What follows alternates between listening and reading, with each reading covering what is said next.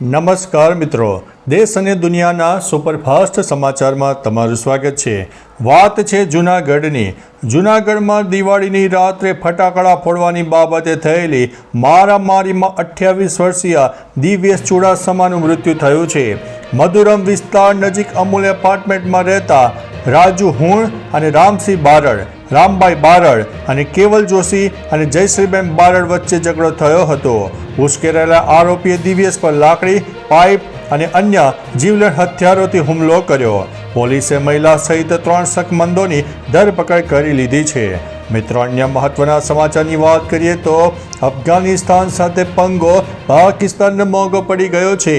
પાકિસ્તાન અફઘાનિસ્તાન સરહદ પર ચાલી રહેલા સંઘર્ષ અને પૂરના કારણે પાકિસ્તાનમાં ટામેટાના ભાવ આસમાને પહોંચ્યા છે।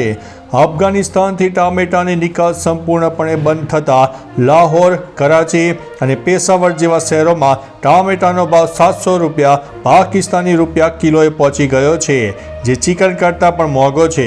પાકિસ્તાનમાં અગાઉ આવેલા પૂરના કારણે પણ પાક ખરાબ થઈ ગયો હોવાના સમાચાર છે। મિત્રો, અન્ય મહત્વના સમાચારની વાત કરીએ તો મોટું આતંકી હુમલાનું ષડયંત્ર નિષ્ફળ। પંજાબ પોલીસે અમૃતસરમાં પાકિસ્તાની ISI સાથે સંપર્કમાં રહેલા 2 આતંકી આરોપીઓની ધરપકડ કરીને એક મોટું ષડયંત્ર નિષ્ફળ બનાવ્યું છે। પોલીસે તેમની પાસેથી RPG-22 એન્ટી ટેન્ક રોકેટ જપ્ત કર્યું છે।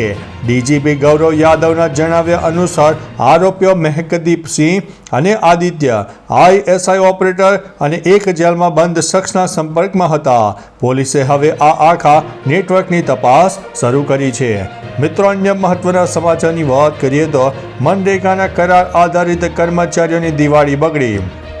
ગુજરાત સરકાર દ્વારા મનરેગાના કરાર આધારિત કર્મચારીઓનો ઓક્ટોબર માસનો પગાર 10 તારીખે ઠરાવ કરવામાં આવ્યો। તે છતાંય હજુ સુધી આ કર્મચારીઓને પગાર મળ્યો નથી। તેમને પગાર ચૂકવવામાં નહીં આવતા મનરેગા કર્મચારી યુનિયને ગ્રામ વિકાસ વિભાગને રજૂઆત પણ કરી છે।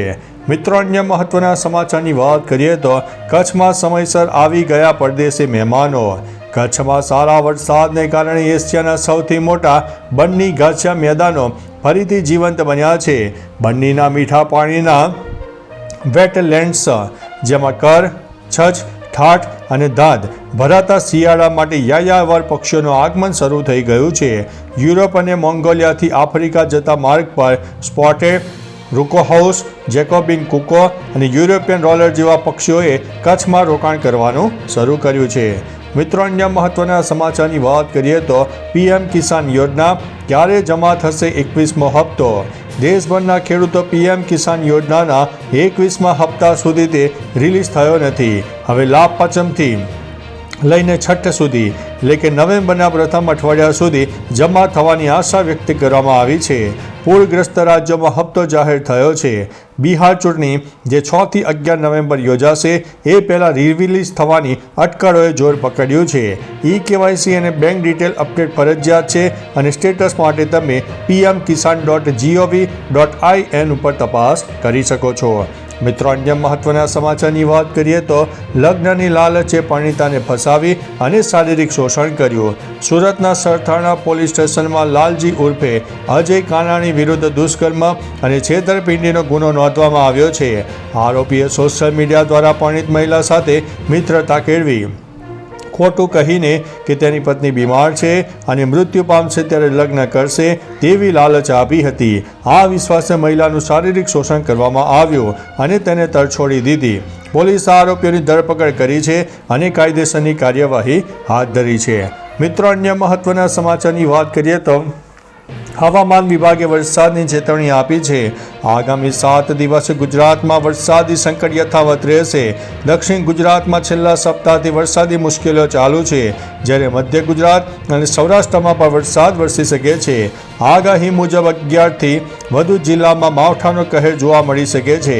ઓક્ટોબરના અંત અને નવેમ્બરની શરૂઆતમાં ભારે વરસાદની શક્યતા રહે છે। નવા વર્ષે પણ વરસાદી માહોલ યથાવત રહેવાની શક્યતા છે। મિત્રો, અન્ય મહત્વના સમાચારની વાત કરીએ તો ટ્રમ્પે PM મોદીને ફોન કરીને દિવાળીની શુભેચ્છા પાઠવી। અમેરિકાના રાષ્ટ્રપતિ ડોનાલ્ડ ટ્રમ્પે વ્હાઇટ હાઉસમાં દીવો પ્રગટાવીને દિવાળી ઉજવીને ભારતીય સમુદાયને શુભેચ્છા પાઠવી. આ અવસરે તેમણે પીએમ મોદી સાથે ફોન ઉપર વાતચીત કરી, જેમાં ભારત અમેરિકા વેપાર સંબંધો અને પાકિસ્તાનની પરિસ્થિતિ અંગે ચર્ચા પણ થઈ. ટ્રમ્પે ભારત પર રશિયન તેલની ખરીદી પર 25% નવો ટેરિફ જારી કર્યો છે, જેથી કુલ ટેરિફ 50% થયો છે. તેમણે ચીન ઉપર 1 નવેમ્બરથી 155% ટેરિફ લાગુ કરવાની ચેતવણી પણ આપી છે.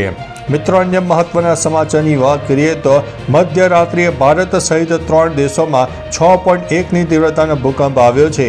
મંગળવારે મધ્યરાત્રિએ ભારત, અફઘાનિસ્તાન અને પાકિસ્તાનમાં 6.1ની તીવ્રતાનો ભૂકંપ આવ્યો છે. ભારતમાં જમ્મુ કાશ્મીરના બારામુલ્લા, શ્રીનગર અને જમ્મુમાં આંચકા અનુભવાયા છે. ભૂકંપનું કેન્દ્ર અફઘાનિસ્તાનમાં ઊંડાણમાં હોવાથી જાનહાનિ કે કોઈ મોટા નુકસાનીના સમાચાર નથી. પાકિસ્તાનના ઇસ્લામાબાદ, લાહોર અને પેશાવર સહિત અફઘાનિસ્તાનના કાબુલ અને જલાલાબાદમાં પણ વધુ તીવ્રતાના ઝાટકા અનુભવાયા છે.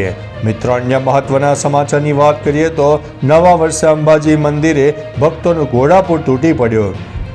નવા વર્ષની શરૂઆત બનાસકાંઠાના અંબાજી મંદિરમાં ભક્તોની ભીડ સાથે થઈ.